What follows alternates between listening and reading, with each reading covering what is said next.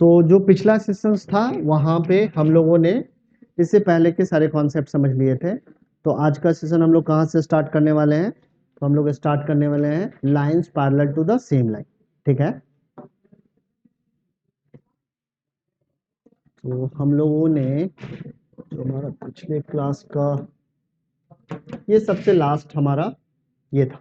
ठीक है, तो यहाँ पे हम लोगों ने ये वाले थ्योरम को समझ लिया था, फिर से उसको ब्रीफ कर रहा हूँ ताकि आप लोगों को समझ में आ जाए, और अगला भी कॉन्सेप्ट इससे इंटर रिलेटेड है, तो यही से स्टार्ट कर लेते हैं आज का सेशन। तो इस थ्योरम में एक स्टेटमेंट है, स्टेटमेंट में क्या लिखा है? Lines which are parallel to the same line are parallel to each other. अगर एक लाइन, ये वाली लाइन हमारी इस वाली लाइन के पैरेलल है और यही लाइन अगर इस वाले लाइन के भी पैरेलल है, तो आप कह सकते हो कि ये तीनों ही लाइनें एक दूसरे के पैरेलल है। ठीक है, so this is the meaning of the theorem 6.6। तो यहाँ तक हम लोगों ने पिछले सेशंस में डिस्कस कर लिया था, तो आज के सेशन में हम लोग यहाँ से आगे बढ़ने वाले हैं। तो अगला जो हमारा थ्योरम है जिसको आज हम लोग डिस्कस करेंगे वो है थ्योरम 6.6। तो पहले हम लोग 6.6 थ्योरम को अपने ब्लैक बोर्ड पे ले लेते हैं। तो ना, इसके पहले 6.5 हम लोगों ने डिस्कस किया। 6.5 था ना इसके पहले, ये 6.6 ही था, तो 6.6 ऑलरेडी डिस्कस्ड है। तो हम लोग क्या करते हैं, नेक्स्ट वाले कॉन्सेप्ट को डिस्कस करेंगे। ठीक है, तो 6.6 हम लोगों ने डिस्कस कर रखा है। तो आगे बढ़ते हुए अब हमारा यहाँ पे बस इतना ही थ्योरेटिकल कॉन्सेप्ट है। ठीक है, अब यहाँ पे देखो एग्जाम्पल्स के कुछ क्वेश्चन बहुत ही इंपॉर्टेंट क्वेश्चन है। जैसे यहाँ पे एग्जाम्पल नंबर 5 है, स्किप नहीं करना है। मैं बार बार कह रहा हूँ कि एग्जाम्पल इक्वली इंपॉर्टेंट है। एक्सरसाइज के क्वेश्चन मैं करवा रहा हूँ, बट एग्जाम्पल वाले क्वेश्चन को आप लोगों को खुद से ट्राई करना है। अगर समझ में नहीं आ रहा है तो मेरे से फिर से पूछ लेना है, डिस्कस करवा लेना है कि सर सॉल्यूशन देखा, ठीक ढंग से नहीं समझ में आया, फिर से आप समझा दो। ठीक है ना? तो एग्जाम्पल नंबर 5 बहुत ज़्यादा इंपॉर्टेंट क्वेश्चन है, आपके टेस्ट में आ सकता है, इसको स्किप आप लोग मत करना। एग्जाम्पल नंबर 6 भी बना लेना और एग्जाम्पल नंबर 5, इन दोनों ही एग्जाम्पल को आप लोगों को खुद से बनाना है। और बनाने में दिक्कत आती है, सॉल्यूशन को समझने में दिक्कत आता है, तो मेरे से पूछ लेना है। तो आज की एक्सरसाइज हम लोग स्टार्ट करने वाले हैं 6.2। ठीक है, अब 6.2 में बहुत सारे ऐसे इंफॉर्मेशन यूज करेंगे हम लोग जो आपने क्लास 8th में या 7th में आपने पढ़ रखा है। जो जो इंफॉर्मेशन होगा जिसको हम लोग यूज करेंगे, फिर से मैं एक बार रिकॉल करवा दूंगा, तो आप लोगों को समझने में दिक्कत नहीं आने वाला है। ठीक है, तो आज का सेशन स्टार्ट करते हैं। तो इस सेशन के स्टार्टिंग में सबसे पहले हम लोग एक्सरसाइज 6.2 के फर्स्ट क्वेश्चन से स्टार्ट करते हैं आज का सेशन। सारे बच्चों को पहले तो स्टेटमेंट समझना है, फिर डायग्राम ड्रॉ करना है प्रॉपरली, फिर जैसे जैसे मैं स्टेप लिखूंगा उस स्टेप को समझ समझ के लिखते हुए आगे बढ़ना है। ठीक है, तो सबसे पहले हम लोग क्वेश्चन को समझ लेते हैं। तो कह रहा है क्वेश्चन में, in figure 6.23 if A B is parallel to C D. A B क्या है? सी डी के पैरेलल है, and C D is parallel to E F, और सी डी ई एफ के पैरेलल है। तो थ्योरम 6.6 से आप कह सकते हो कि ये जो 3 लाइंस गिवन है ये भी आपस में एक दूसरे के पैरेलल ही होगी। ठीक है, here y is to z is 3:7, find x।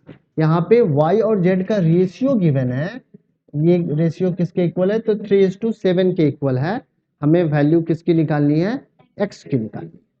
ठीक है, अब x की वैल्यू कैसे निकालेंगे जरा हम लोग इसको समझते हैं। तो yz का जो रेशियो गिवन है, तो yz के रेशियो के कारण हम लोग y को क्या लिख सकते हैं? आप लोग बताओ। तो y can be considered as 3k। ठीक है, और z को हम लोग क्या कंसिडर कर सकते हैं? 7k। ठीक है, ये हम लोगों ने कंसिडरेशंस में लिया है, ऐसा कहा है कि इसकी वैल्यू यही है, क्योंकि y और z का रेशियो लेंगे तो 3:7 ही आ जाएगा। तो इस तरीके का कंसिडरेशंस लेना कहीं भी गलत नहीं है। ठीक है, अब आगे बढ़ जाते हैं। अब देखो कि यहाँ पे ये तीनों लाइनें आपस में एक दूसरे के पैरेलल है। तो ए बी क्या है? सी डी के पैरेलल है, और सी डी क्या है? ई एफ के पैरेलल है। तो ई एफ भी ए बी के पैरेलल होगा।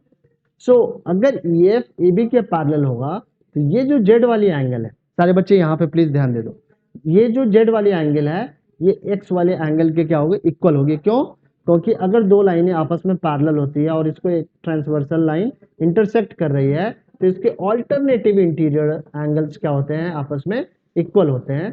तो एंगल X और एंगल Z जो है ये ऑल्टरनेटिव इंटीरियर एंगल्स हैं और इस ऑल्टरनेटिव इंटीरियर एंगल के क्राइटेरिया के कारण X और Z क्या होंगे, आपस में इक्वल होंगे। तो इस इंफॉर्मेशन को हम लोग यहाँ पे लिख लेते हैं, लिखेंगे यहाँ पे since AB is parallel to CD and CD is parallel to EF, so AB is also parallel to EF। AB क्या होगा, EF के पैरेलल भी होगा। तो यहाँ पे जो X एंगल होगी वो Z के इक्वल होगी। क्यों इक्वल है? तो ये है हमारा ऑल्टरनेटिव इंटीरियर एंगल्स और ऑल्टरनेटिव इंटीरियर एंगल्स क्या होते हैं, आपस में इक्वल होते हैं। तो X हमारा क्या है, Z के इक्वल है। तो Z की वैल्यू कितनी है, तो Z की वैल्यू हमारी है 7K, तो हमारा X भी क्या होगा, 7K। ठीक है, यहां तक समझ में आ गया। अब आगे एक और भी प्रॉपर्टी बताने वाला हूं, इसको ठीक ढंग से सुनना है। अब देखो यहाँ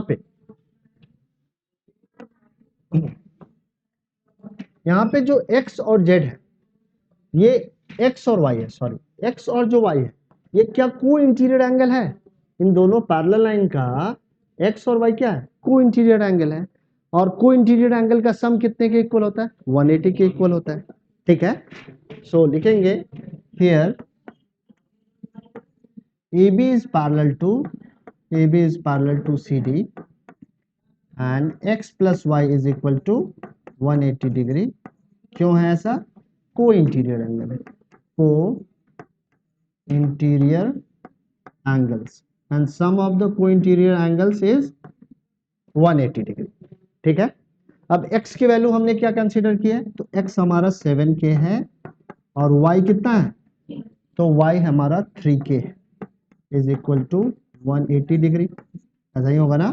सो 7 प्लस 3K आ जाएगा, क्या आ जाएगा, 10K is equal to 180 degree. So K is equal to 180 degree upon 10, cancel करोगे तो कितना आ जाएगा, 18 डिग्री। ठीक है, तो K की वैल्यू कितनी आ गई है, 18 डिग्री आ गई है। अब X की वैल्यू निकाल सकते हो, X की वैल्यू कितनी आ जाएगी, X is equal to 7K, so 7 into 18, ठीक है, 126 डिग्री। ठीक है, कितनी डिग्री आ जाएगी, 126 डिग्री।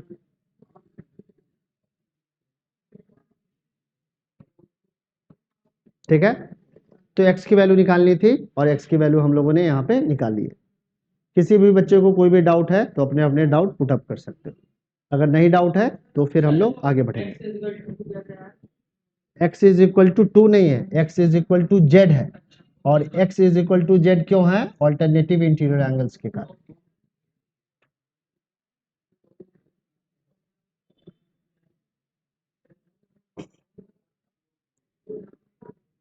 सारे बच्चों ने लिख लिया है,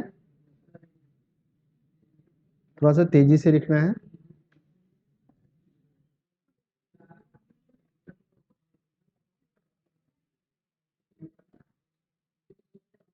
और जो ये रिकॉर्डेड सेक्शन है उसको नेक्स्ट डे ही जरूर से सुन लेना है एक बार। जिनका भी ज्योमेट्री कमजोर है फिर से जाओ एक बार, सेम डे। अभी लिया लेक्चर, कल क्या करना है कि कल ये अपलोड कर दूंगा और कल फिर से इसको एक बार देख लीजिए। अगर डाउट आ रहा है फिर से इवनिंग वाली क्लास में फिर से पूछ लो, अगर डाउट नहीं आ रहा है तो ठीक है। ठीक है, या बहुत ज्यादा कॉन्फिडेंट है, आपका मैथ्स बहुत अच्छा है तो आपको लग रहा है कि नहीं देखने की जरूरत है, स्किप कर सकते हो। सो डिपेंड करता है कि आपकी रिक्वायरमेंट क्या है, अपने रिक्वायरमेंट के अकॉर्डिंगली वीडियो को देखना है या नहीं देखना है। ठीक है, अगर जरूरत है जरूर देखो, नहीं जरूरत है आगे भी बढ़ सकते हैं, कोई दिक्कत नहीं। आगे बढ़े, चलो। हिमेश समझ में आ रहा है ना, एजाज ठीक है, समझ लेना है। अब देखो इस वाले क्वेश्चन को कैसे करेंगे। क्वेश्चन नंबर 2 को क्रॉप कर लेते हैं यहाँ पे, और डायग्राम को भी क्रॉप करके लाते हैं। सारे बच्चे प्लीज डायग्राम बनाना है एट द सेम टाइम। जिस समय मैं क्वेश्चन बता रहा हूं आप लोग क्या करो, एनसीईआरटी बुक से डायग्राम को बना लो आराम से, ठीक है ना। स्किप मत करो, स्किप नहीं करना है डायग्राम को, क्योंकि बिना डायग्राम के ज्योमेट्री क्या करोगे, कैसे समझ में आएगा, समझ में ही नहीं आएगा, ठीक है। तो ये हमारा डायग्राम है, थोड़ा सा इसको बड़ा कर लेते हैं ताकि समझा सकें आप लोगों को ठीक से,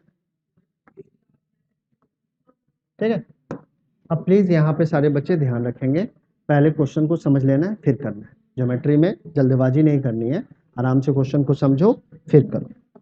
अब देखो क्या कह रहा है यहाँ पे, कह रहा है कि A B is parallel to C D.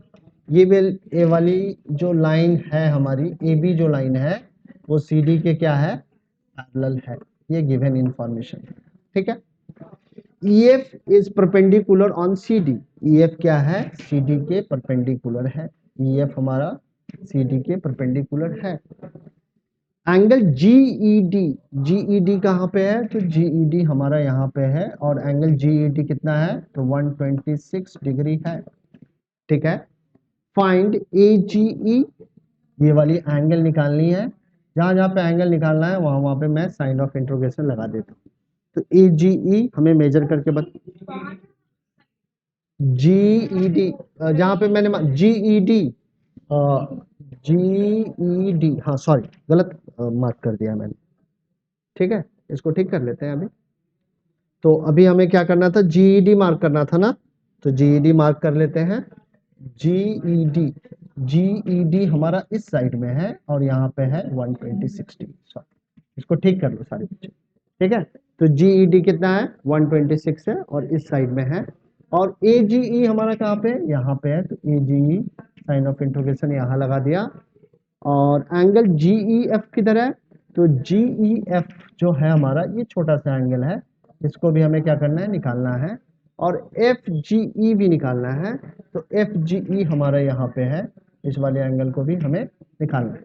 तो क्या क्या एंगल निकालना है ये पता चल गया होगा, ठीक है, पता चल रहा है। अब क्या करना है, जो भी गिवन इंफॉर्मेशन यहाँ पे है ही उसको हम लोग धीरे धीरे यूज करते हुए चलेंगे। तो सबसे पहला जो गिवन इंफॉर्मेशन है, गिवन क्या है, तो गिवन है AB is parallel to CD। This is the first given information जिसको हमने यहाँ पे लिख दिया है। अब यहाँ पे जो एंगल हमारा AGE है, जिसे हमें कैलकुलेट भी करना है, AGE, ठीक है। ये एंगल जो है AGE वो इस वाले एंगल के क्या होगा, ऑल्टरनेटिव इंटीरियर एंगल्स होगा या नहीं होगा। तो हम लोग लिख रहे हैं यहाँ पे AGE is equal to GED। GED ऐसा क्यों लिखा है, क्योंकि ये दोनों पेयर ऑफ एंगल क्या है, ऑल्टरनेटिव इंटीरियर एंगल्स है, इंटीरियर एंगल्स, ठीक है। ऑल्टरनेटिव इंटीरियर एंगल्स, किस बच्चे को नहीं समझ में आया, कहाँ पे, ऑल्टरनेटिव इंटीरियर एंगल्स, बहुत अच्छा। देखो अब पहले समझ लो ऑल्टरनेटिव इंटीरियर एंगल क्या होगा, करस्पॉन्डिंग एंगल क्या होता है, को इंटीरियर एंगल क्या है, ये सारे बेसिक इंफॉर्मेशन को अभी समझ लो, फिर इस वाले क्वेश्चन को हम लोग अटेम्प्ट करेंगे, ठीक है ना। क्योंकि पूरा का पूरा क्वेश्चन इसी बेसिक कॉन्सेप्ट के ऊपर में निर्भर करने वाला है, जो भी क्वेश्चन है इसी पे निर्भर करता है। तो पहले हम लोग इसको समझ लेते हैं कि हमारे पास मान लो कि ये पेयर ऑफ पैरेलल लाइंस है, पेयर ऑफ क्या है, पैरेलल लाइंस है, और इस पेयर ऑफ पैरेलल लाइंस को क्या कर रहा है, एक ट्रांसवर्सल लाइन इंटरसेक्ट कर रही है, ठीक है। और एक हमारे पास ट्रांसवर्सल भी लाइन है, और ये वाली हमारी ट्रांसवर्सल लाइन है, ठीक है।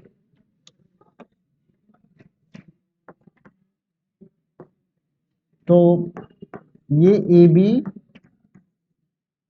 ये CD और ये EF,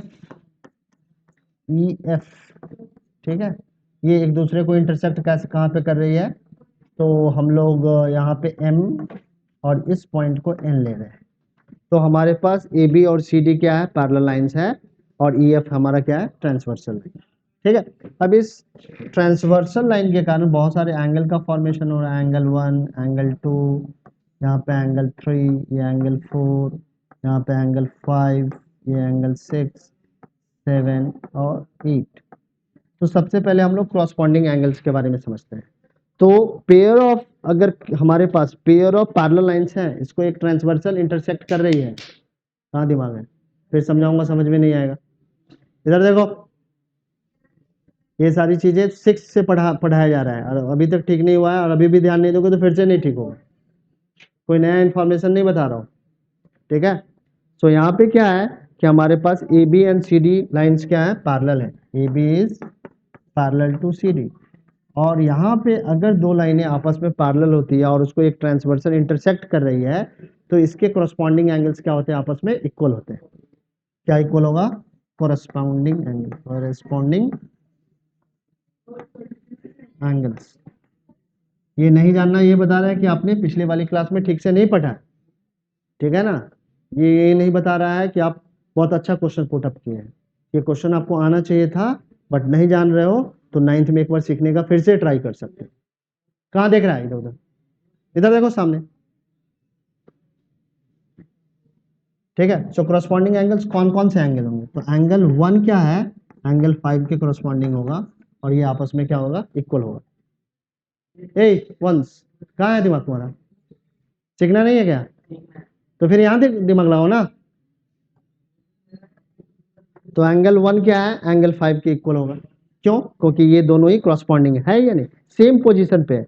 देखो ये हमारे लेफ्ट हैंड के अपर साइड में है, ये भी लेफ्ट हैंड के अपर साइड में ही है इस लाइन पे, तो ये दोनों क्या है, क्रॉसपॉन्डिंग है। क्रॉसपॉन्डिंग का मतलब होता है एक ही पोजीशन पे। तो एंगल 1 और 5 क्या है, आपस में एक ही पोजीशन पे है या नहीं, ठीक है। इस तरीके से एंगल 2 किसके क्रॉसपॉन्डिंग होगा, जल्दी बताओ, हिमेश बताएगा, हिमेश बताते रहेगा। और एंगल 4 किसके करस्पॉन्डिंग होगा, जल्दी बताओ हिमेश, एंगल 8। एंगल 3 किसके करस्पॉन्डिंग होगा, एंगल 7। तो करस्पॉन्डिंग एंगल्स आर इक्वल, अगर दो लाइनें पैरेलल है तो इसके करस्पॉन्डिंग एंगल्स क्या होंगे, आपस में इक्वल, ठीक है। पहला इंफॉर्मेशन। दूसरा है क्या है, alternative interior angles, pair of alternative interior angles, ठीक है। इनका भी पेयर होता है, pair of alternative interior angles. So pair of alternative interior angles will be equal if the two lines are parallel. So 4 क्या है, इंटीरियर पार्ट में है, 3 भी क्या है, इंटीरियर पार्ट में है, ठीक है। 5 भी क्या है, इंटीरियर पार्ट में है, और 6 भी क्या है, इंटीरियर है। यानी कि ए बी और सी डी के इतने सारे एंगल क्या है, इंटीरियर पार्ट में। एक्सटीरियर पार्ट में क्या है, 1 है, 8 है, 2 है, 7 है। तो ऑल्टरनेटिव इंटीरियर एंगल्स इक्वल होते हैं, तो इसके ऑल्टरनेटिव इंटीरियर क्या होगा, ये होगा। तो एंगल 4 और एंगल 6 क्या होगा, आपस में इक्वल हो जाएगा। फिर इसी तरीके से एंगल 3 और एंगल 5 क्या होगा, आपस में इक्वल होगा। तो ये pair of alternative interior angles है। तो ऑल्टरनेटिव इंटीरियर एंगल्स के कितने पेयर, 5 के साथ, हाँ 3 लिख तो दिया, 5 के साथ 3, हाँ 3 के साथ 5 या 5 के साथ 3, ये दोनों आपस में क्या होंगे, इक्वल होगा। तो ये pair of alternative interior angle. हाँ 1 क्या इंटीरियर पार्ट में है, एक्सटीरियर, मैं क्या बोल रहा हूँ, इंटीरियर, पहले बताया इंटीरियर ऑल्टरनेटिव, ठीक है। इंटीरियर का मतलब है अंदर वाले पार्ट, ऑल्टरनेटिव का मतलब है एक दूसरे के साइड में। ये एक पहले साइड में है तो एक क्या होगा, एक लेफ्ट में है तो दूसरा क्या होना चाहिए, राइट में होना चाहिए। दूसरा अगर लेफ्ट में है तो पहला क्या होना चाहिए, राइट में होना चाहिए, ठीक है। इस तरीके से। अब क्या है, इसके बाद को इंटीरियर एंगल का भी एक कॉन्सेप्ट है, को इंटीरियर एंगल्स का भी कॉन्सेप्ट है। अब क्या है कि ये भी पेयर में होगा, को इंटीरियर एंगल्स। को का मतलब क्या, को मेट्स कौन होते हैं, जो तुम्हारे साथ होते हैं, को क्लासमेट्स, को रूममेट, ठीक है, को बैचमेट, यानी कि एक ही बैच में। तो को इंटीरियर एंगल यानी कि इंटीरियर एंगल के सेम साइड का एंगल। तो 4 और 5 क्या है, को इंटीरियर एंगल है। 3 और 6 क्या होगा, को इंटीरियर होगा। 4 और 3 कहाँ को इंटीरियर एंगल है, बीच में लाइन आ गया ना, ठीक है। तो को इंटीरियर एंगल क्या है, 4 और 5 है। तो 4 और 5 का जो सम होगा ये क्या होगा, 4 और 5 का जो सम होगा ये 180 के इक्वल। ठीक है, 4 और 5 का भी 180 के इक्वल होगा, एंड एंगल 3 और एंगल 6 का भी सम क्या होगा, 180 डिग्री के इक्वल होगा। तो these are the basic information about the parallel. पूछ दे कि क्या ऑल्टरनेटिव एक्सटीरियर एंगल्स आपस में इक्वल होते हैं, तो आप कह दोगे यस। क्यों, उसका भी रीजन क्या है, ऑल्टरनेटिव इंटीरियर एंगल से ही मिलता है। ठीक है, समझ में आ रही है बात। अब हम लोग फिर से इस क्वेश्चन के ऊपर में रिटर्न करते हैं और फिर से समझते हैं इस चीज को।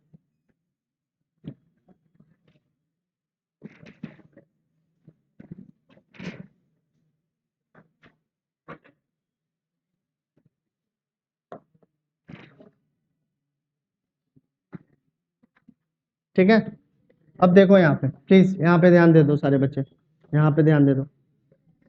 फिर से शुरू से हम लोग देख रहे हैं, तो ए बी वाली लाइन क्या है, सी डी वाली लाइन के पैरेलल है, ये फर्स्ट इंफॉर्मेशन है। ई एफ क्या है, सी डी के परपेंडिकुलर है, तो ये वाला एंगल हमारा क्या हो जाएगा, 90 डिग्री का हो जाएगा। जी डी एंगल हमारी ये पूरी की पूरी एंगल 126 डिग्री के इक्वल है। हमें क्या करना है, ए जी ई एंगल निकालना है। तो ए जी ई एंगल हमारा यहाँ पे है, तो पहले सबसे पहले इस वाले एंगल को ही हम लोग निकाल देते हैं।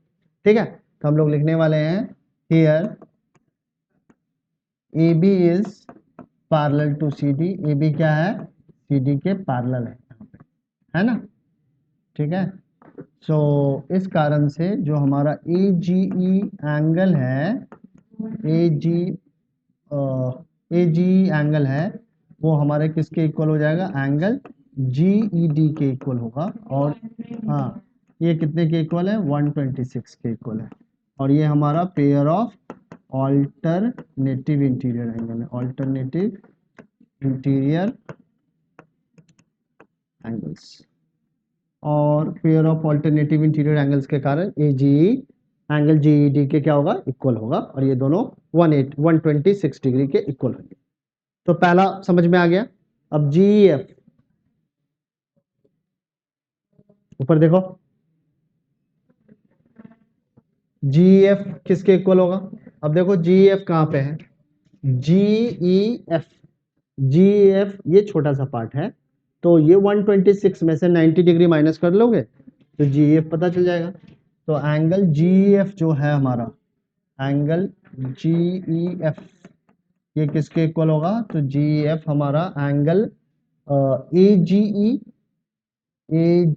नहीं, एंगल जी ई डी, जी ई डी एंगल में से माइनस कर लीजिए आप F E D, angle F E D. ठीक है, तो जी ई डी हमारा कितना निकल के आया है, जी ई डी हमारा 126 डिग्री है, और यहाँ से 90 डिग्री माइनस करेंगे तो ये हमारा 36 डिग्री आ जाएगा। तो ये वाली एंगल हमारी कितनी की हो गई, 36 डिग्री की हो गई, और ये वाली एंगल हमारी 126 डिग्री की है।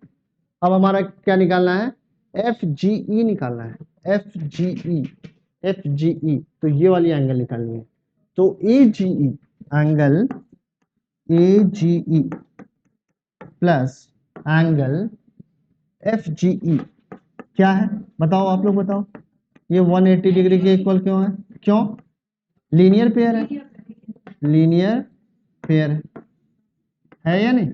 और लीनियर पेयर होने के कारण इनका सम क्या होगा, 180 डिग्री होगा।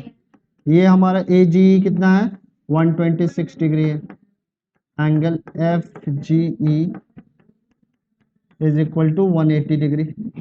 सो angle F G E is equal to 180 degree minus 126 degree, minus करो कितना आ जाएगा, 4, यहाँ पे कितना है 7, 5 आ गया, तो 54 डिग्री का ये एंगल एफ जी ई रहने वाला है। ठीक है, समझ में आया। ध्यान मेरे को यहाँ पे चाहिए, सर झुका के ऐसे करके जमीन देख रहे हैं, ऊपर देख रहे हैं, दाएं देख रहे हैं, बाएं देख रहे हैं, ये नहीं। सारे बच्चों का ध्यान मेरे को ब्लैक बोर्ड पे चाहिए, और नहीं तो कॉपी पे चाहिए। 1 घंटे का पूरा फोकस यहाँ चाहिए, और जो समझ में नहीं आ रहा है डाउट मेरे से पूछ लेना है। फटाफट इस क्वेश्चन को करो। ठीक है, ठीक है, करो।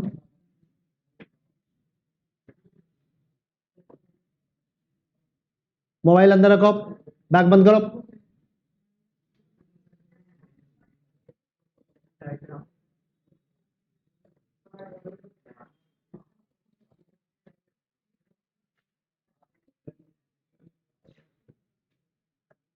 सारे बच्चे मेरे टेबल पे मोबाइल रख के जाओगे।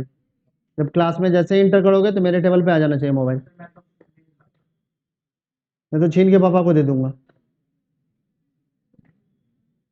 इतना तो कमांड नहीं है कि बैठ के 1 घंटा पढ़ोगे। और जिस बच्चों की ऐसी आदत है, कोई वीडियो वीडियो देखने की जरूरत नहीं है। फ्लेक्सिबिलिटी उन्हीं बच्चों को मिलेगी जो बेसिकली सीरियस है, चीजों को यूज करना ठीक से जिनको आता है। जिनको आता ही नहीं उनको मोबाइल देने से क्या बेनिफिट है।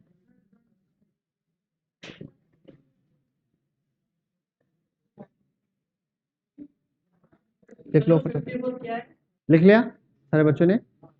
चलो आगे बढ़ते हैं, अगला अगला ज्योमेट्री बनाओ, फटाफट बनाओ।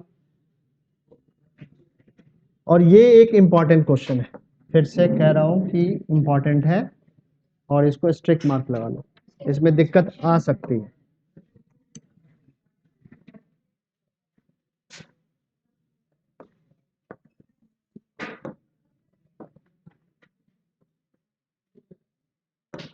क्या कह रहा है इस क्वेश्चन में, पहले समझते हैं।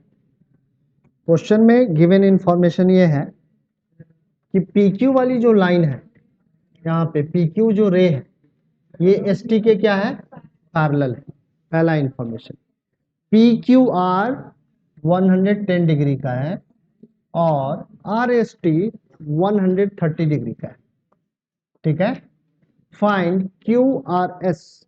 QRS ये वाली एंगल आपको क्या करनी है, निकाल के बतानी है, इस एंगल की वैल्यू क्या आएगी। ठीक है, सो इस क्वेश्चन को सॉल्व करने के लिए एक हिंट गिवन है, draw line parallel to ST through the point R। So point R से हमें क्या करनी है, एक पैरेलल लाइन ड्रॉ कर लेनी है जो कि क्या है, ST के पैरेलल है। तो ये लाइन जो हमने ड्रॉ किया है, ये बेसिकली R से मैंने एक स्ट्रेट लाइन ड्रॉ किया है और इस स्ट्रेट लाइन का मैंने नेम असाइन किया XY। सो जो ये XY लाइन है, it is parallel to ST, ठीक है ना, and it is drawn through the point R। So इस कंस्ट्रक्शन को हम लोग यहाँ पे लिख लेते हैं। कंस्ट्रक्शन क्या, कंस्ट्रक्शंस क्या है, हाँ, तो आई drawn a line, I drawn a line XY through point R parallel to ST। ये क्या है, ST के पैरेलल है। I drawn a line XY through point R parallel to ST। तो ये कंस्ट्रक्शन समझ में आया। तो ST के पैरेलल हम लोगों ने एक लाइन ड्रॉ किया है। ठीक है, अब यहाँ पे आगे हम लोग सॉल्व करना स्टार्ट कर रहे हैं। देखेंगे, since XY is parallel to HT and PQ is parallel to ST, so XY is also parallel to PQ। ऐसा लिख सकते हैं या नहीं लिख सकते हैं, ठीक है। अब हम लोग क्या लिखेंगे, angle PQR, angle PQR plus angle XRQ, angle XRQ, इनका सम कितना होगा, तो 180 डिग्री होगा। क्यों, क्योंकि these two angles are co-interior angles, co-interior angles, और co-interior angles होने के कारण इनका सम क्या है, 180 डिग्री है। अब PQR हमारा कितना है, तो PQR हमारा 110 डिग्री है। Angle XRQ is equal to 180 degree. So angle XRQ is equal to 180 degree minus 110 degree. So ये आ जाएगा हमारा 70 डिग्री। ठीक है, तो ये वाली एंगल हमारी कितने की हो गई, 70 डिग्री की हो गई। ठीक है, अब फिर से हमारा XY line is parallel to ST। XY line क्या है, ST लाइन के पैरेलल है। हाँ प्रणय, हाँ गुड इवनिंग। कह रहे हैं ना कुछ और भी टेस्ट कॉपी है, उसको चेक करना था प्रणय। हाँ आप आ जाइए थोड़ी देर में। ठीक है, ठीक है, आ जाइए।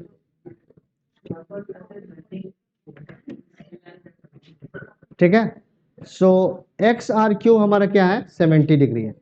अब हमें क्या निकालना है, तो अगर हम लोग ये भी एंगल निकाल लें तो फिर ये बीच वाला एंगल निकाल लेना क्या होगा, एकदम आसान हो जाएगा। तो फिर से हम लोग आगे बढ़ते हैं और उस इंफॉर्मेशन को यहाँ पे हम लोग लिखने वाले हैं। तो एंगल हमारा क्या है, लिखेंगे यहाँ पे since X Y is parallel to H T, so sum of TSR, sum of TSR plus R angle YRS is equal to 180 degree. क्यों ऐसा लिखा, फिर से these two angles are co-interior angles, और co-interior एंगल्स होने के कारण ये दोनों एंगल का सम क्या होगा, 180 डिग्री है। इमेज समझ में आ रहा है, ये दोनों को-इंटीरियर एंगल है यार, ये वाला एंगल और ये वाला एंगल क्या है, को-इंटीरियर एंगल है, और को-इंटीरियर एंगल का सम कितना होता है, 180 डिग्री होता है, अभी तो बताया। तो हमारा TSR की वैल्यू कितनी दे रखी है, तो TSR की वैल्यू 130 डिग्री दे रखी है, 130 डिग्री दे रखी है। और एंगल YRS क्या है, तो एंगल YRS अभी हमें निकालना है, YRS को एज इट इज लिख दिया हमने।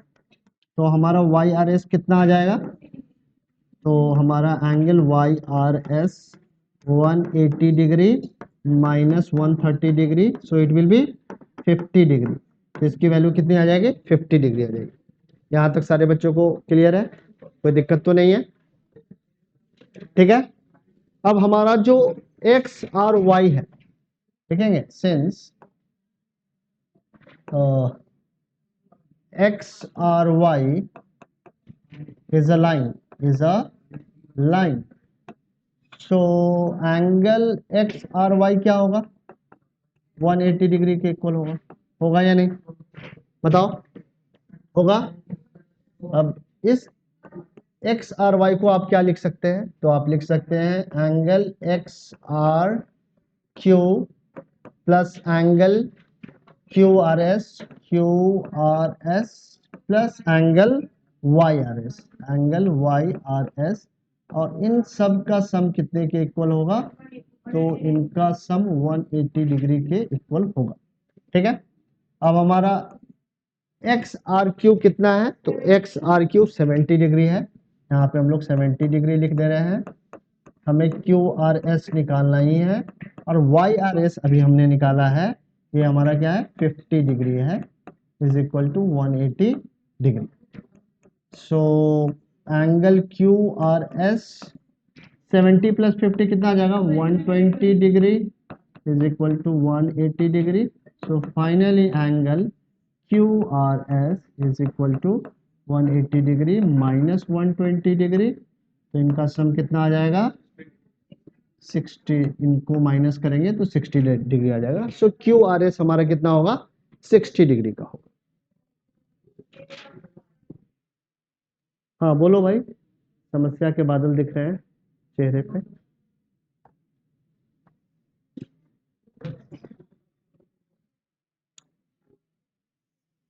जैसे ये क्वेश्चन हो जाया करे तो नेक्स्ट क्वेश्चन का डायग्राम बनाना है।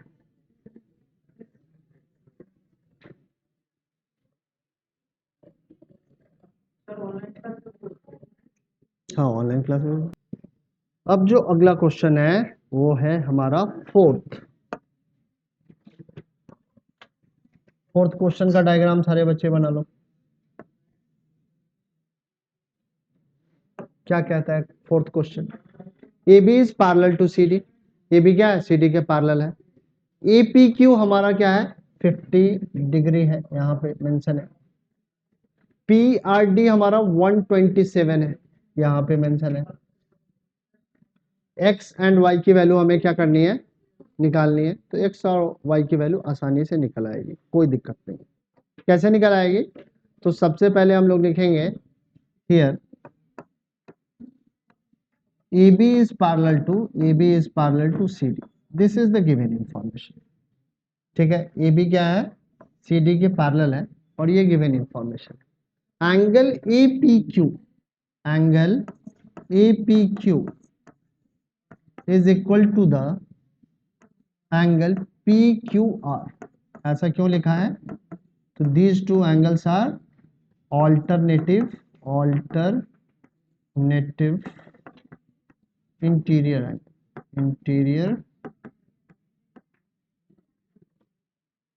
ठीक है।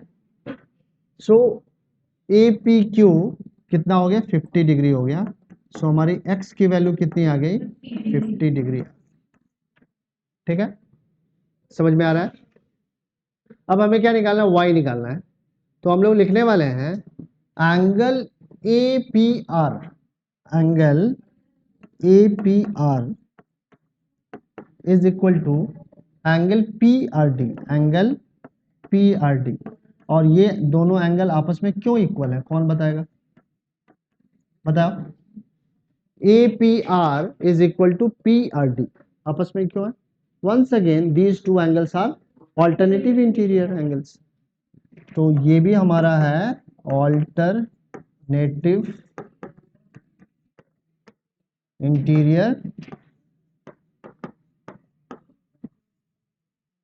एंगल्स।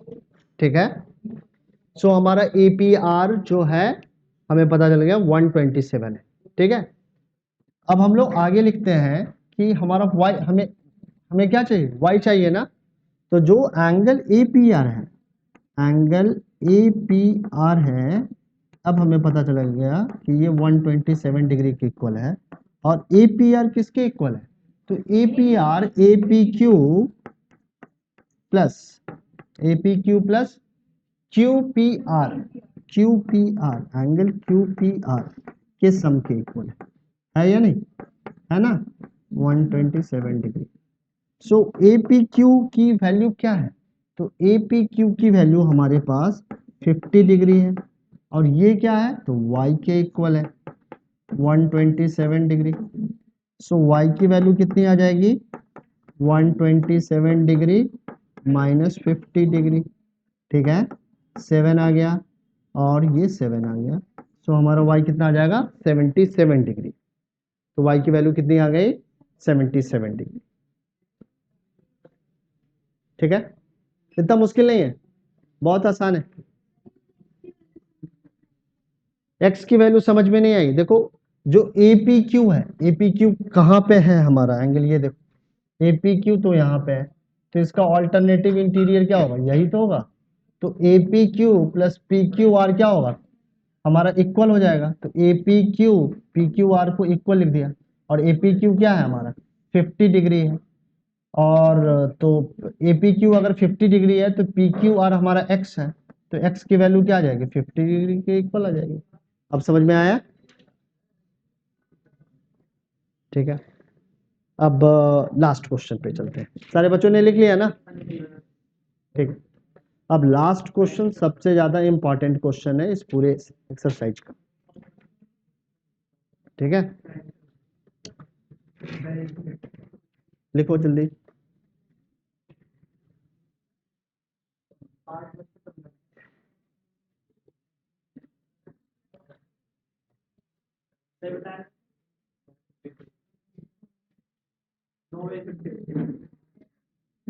ठीक है, आगे बढ़ जाए, चलो। अब हमारा क्वेश्चन नंबर 5 है और ये लास्ट क्वेश्चन है इस एक्सरसाइज का।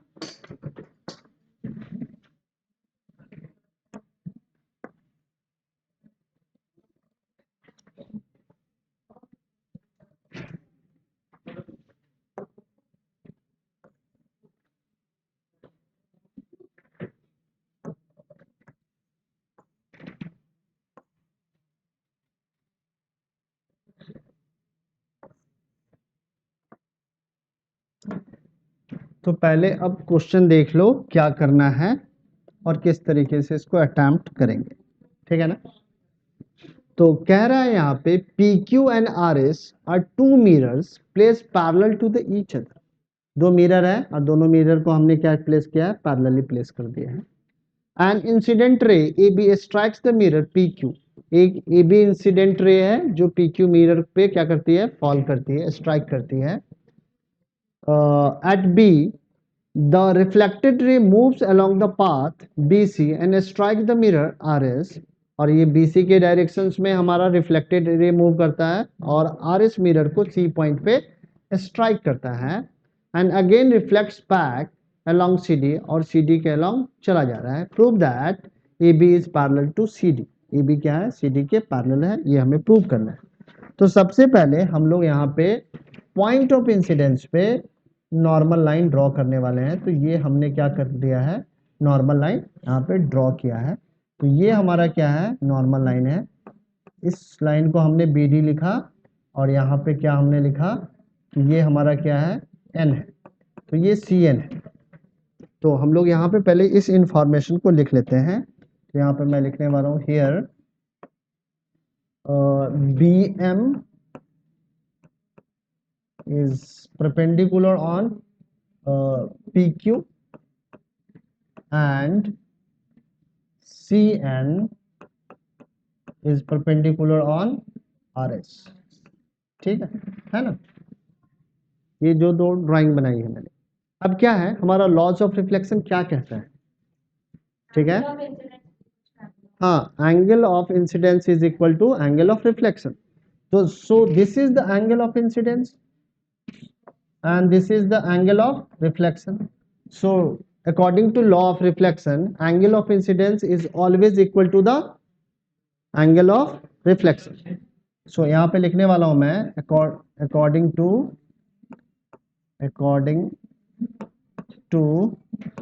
law of reflection.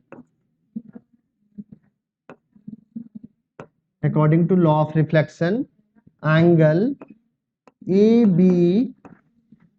ABM is equal to the angle CBM, angle CBM, और इन दोनों को हमने क्या कंसीडर किया है कि x के इक्वल है। अब लॉ ऑफ रिफ्लेक्शन यहाँ भी लगा सकते हैं। यहाँ पे BC क्या है, ये इंसिडेंट रे है RS के लिए, और CD क्या है, रिफ्लेक्टेड रे है। तो ये एंगल ऑफ इंसिडेंस है and this is the angle of reflection, and angle of incidence is always equal to angle of reflection. तो हम लोग कह सकते हैं BCN, angle BCN is equal to the angle DCN, angle DCN, और ये दोनों क्या है, y के इक्वल है। ठीक है, अब समझ में आया। अब क्या है कि PQ क्या है, RS के पैरेलल है। अगर किसी पैरेलल, दो पैरेलल लाइन पे दो परपेंडिकुलर लाइन हम लोग ड्रॉ करें तो ये आपस में भी क्या होगी, पैरेलल होगी। ठीक है, अगर ये वाली लाइन इस वाली लाइन के पैरेलल है, सो इस वाली लाइन पे हम लोग एक परपेंडिकुलर लाइन ड्रॉ करें और इस वाली लाइन पर भी एक परपेंडिकुलर लाइन ड्रॉ करें, तो ये दोनों ही परपेंडिकुलर लाइन भी एक दूसरे के पैरेलल होगी। तो इसी इंफॉर्मेशन को यहाँ पे लिखेंगे, हम लोग लिखेंगे here PQ is parallel to RS, ये गिवन इंफॉर्मेशन है, and BM is perpendicular on PQ and CN is perpendicular to RS. So BM is parallel to CN. क्या ऐसा लिखना गलत है? नहीं है। तो अगर BM CM के पैरेलल है तो आप लिख सकते हैं angle CBM, angle CBM is equal to the angle BCN। क्यों ऐसा बताओ, BCN ऐसा क्यों लिख सकते हैं? मैंने कहा कि ये वाली जो एंगल होगी, ये वाली जो एंगल होगी, ये इस वाले एंगल के इक्वल होगी, क्योंकि BM क्या है, CN के पैरेलल है। तो ये दोनों क्या है, ऑल्टरनेटिव इंटीरियर एंगल का पेयर है। हम लोग फिर से रीजन लिखेंगे, ऑल्टरनेटिव इंटीरियर एंगल्स। ठीक है, अब हमारा CBM कितना है, तो CBM x है या नहीं, और BCN क्या है, y है. So here x is equal to y. Since here x is equal to y, so this implies that twice of x क्या होगा, twice of y के भी इक्वल होगा. अगर x y के इक्वल है तो x का दुगुना y के भी दुगुने के इक्वल होगा कि नहीं. ठीक है. सो ट्वाइस ऑफ x को हम लोग क्या लिख सकते हैं, ABC, एंगल ABC लिख सकते हैं, ABC लिख सकते हैं या नहीं. ये x है और ये भी x है, तो ट्वाइस ऑफ x पूरा हो जाएगा ये, तो ये ABC हो जाएगा. और ये क्या होगा, ट्वाइस ऑफ y क्या होगा, DCB. अब क्या है कि ये दोनों ही ऑल्टरनेटिव इंटीरियर एंगल्स हैं और आपस में इक्वल हैं. तो ये जो ऑल्टरनेटिव इंटीरियर एंगल्स जिन दो लाइन के कारण बन रहा है वो दोनों लाइनें क्या होगी, पैरेलल होगी कि नहीं. लिख देंगे since above equal angles are pair of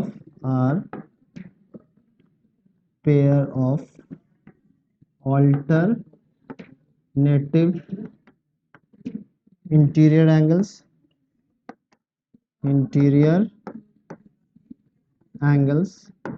so AB is parallel to CD. अगर कोई दो लाइनें पैरेलल है एक दूसरे के तो उसके ऑल्टरनेटिव इंटीरियर एंगल्स इक्वल होंगे. उसके कन्वर्सली अगर दो लाइनें हैं उनके ऑल्टरनेटिव इंटीरियर एंगल्स आपस में इक्वल है तो वो दोनों लाइनें भी प्लेन में क्या होगी, पैरेलल. ठीक है. तो इस तरीके से हम लोगों ने सारे क्वेश्चन को अटेम्प्ट कर लिया है आज के क्लास में. तो हम लोगों का अब 6.1 एंड 6.2 हो गया और इस तरीके से हमारा लाइन एंड एंगल्स कंप्लीट हो गया है. अब ड्यू क्या इसमें बचा हुआ है जो आप लोगों के एंड से हमें करके दिखाना है. एक तो 6.1 एक्सरसाइज के जितने भी एग्जाम्पल के क्वेश्चन हैं वो इंश्योर करने हैं कि वो आप लोगों से हो जाएंगे. नहीं होंगे टेस्ट में दूंगा, अगर नहीं आएगा तो फिर कॉन्वे कर दूंगा पेरेंट्स को कि पढ़ नहीं रहा है मन से. ठीक है. दूसरा तुम्हारा है 6.2 में भी दो एग्जाम्पल्स ऐसे बताए हैं जो कि क्या इंपॉर्टेंट है और ये पेपर में आने वाले हैं. ठीक है. तो इनको भी आप लोगों को कंप्लीट कर लेना है. तो आज की क्लास हम लोग यहीं पे एंड करते हैं, फिर से मिलते हैं अगली क्लास में.